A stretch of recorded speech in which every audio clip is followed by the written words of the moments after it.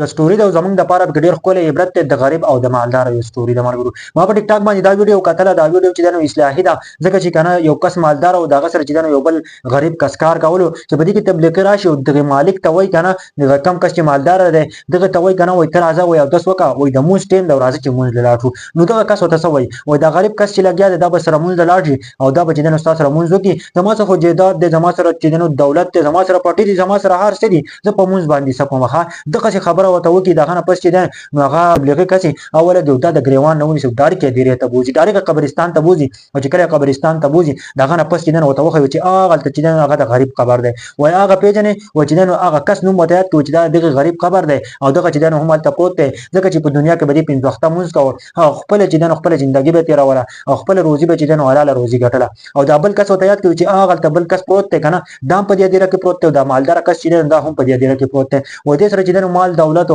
هر څور سره و دا هم دغلطه پروت دی دا بل غریب چې دا هم دغلطه پروت دی و ته غرور په کم خبره باندې کوي و ته تکبر په کم خبره باندې کوي چې ته تکبر نه کوي په دنیا کې چې زما سره مال دی بل سره نشته دا ماته محتاج دی دا خدای الله پاک ورکړه دا چرته بدایي شي نه کنه چې دا انسان ماته محتاج دی انسان صرف الله رب العزت ته محتاج دی چې صرف بد الله نه غوښتي شي انسان د انسان نه چرته هم نشي غوښتلی ښه د انسان مطلب دا دی کنه چې دا بل انسان زما غلامی کوي خدای چرته نشته صرف غلامی د الله رب العزت کې د پیغمبر علیه السلام اطاعت وکوي ښه چرته به هم چې دنه پچا ادبار نه کوي همیشه به چې دنه الله طرف ته رجوع کوي چې سخت ټیم نه باندې راشي الله طرف ته رجوع کوي ښه الله پاک چې دنه د انسان د سر بوج ختمي الله رب العزت چې دنه د انسان ژوندۍ بدلي او چرته هم دا سوچ مکوي کنه چې دا بل انسان چې دنه د سره سنشتره او دا به به عزت کوم د سره به دي سو کوم د سره به غشان وکم دا سوچونه موچونه د ذهن نه وباسي یار کوشش کوي کنه چې د هر سړی عزت کوي دا سټوري مې ابل ورځ چې دنه په ټیک ټاک باندې کتلې و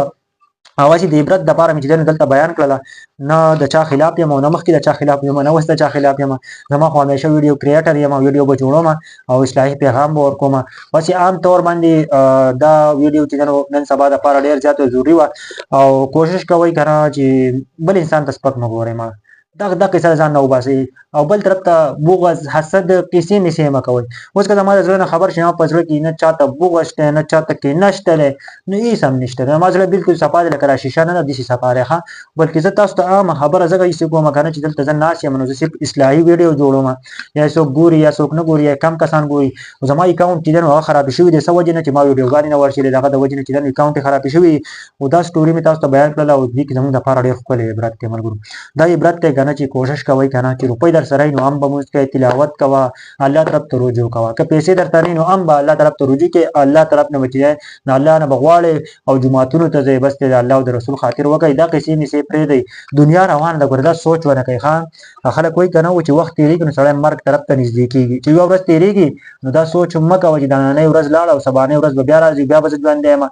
مرګ او د ژوند پته نه لګي ځړو دا څه څه کوي چې امکانات چې پچا ژوندۍ سپته نه لګي کچرته مړ شي کنه هیڅ څوک دې په کار نه راځي چې کم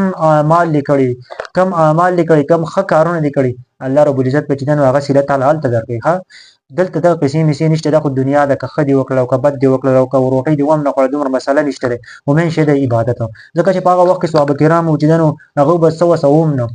او یو صحابه کرامو چې هغه په خېټه پسې چې دنو کمر تړل او کنه او د پیغمبر علی السلام ته ویل کنه چې ما روټي نه خوړل ځوګه ما په خېټه درلې هغه پیغمبر علی السلام ته و چې ما دوه کمرې په خېټه پسې تړلې دي پیغمبر علی السلام نه الله پاک نو ورغول خو پیغمبر علی السلام چې دی هغه سخت په ځان باندې تیرول پیغمبر علی السلام چې دی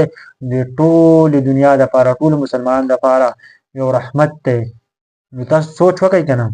چې پیغمبر علی السلام په ځان څومره سخت تیری کړی دي صرف د دې خپل امت لپاره نن چې دنو موږ له هم پکار را چې الله طرف ته رجوع کو پیغمبر علی السلام چې دنو موږ د لپاره دعاګانې وغوښتل دي چې موږ صحیح سلامت یو موږ په زنا اثر نه کوم په غلا اثر نه کوم په غیبت اثر نه کوم د بل عزت لوټ کول باندې اثر نه کوم دغه باوجود چې موږ دې غلط کارونه کوو چې بس بیا الله طرف ته رجوع کو الله بیا معاف کوي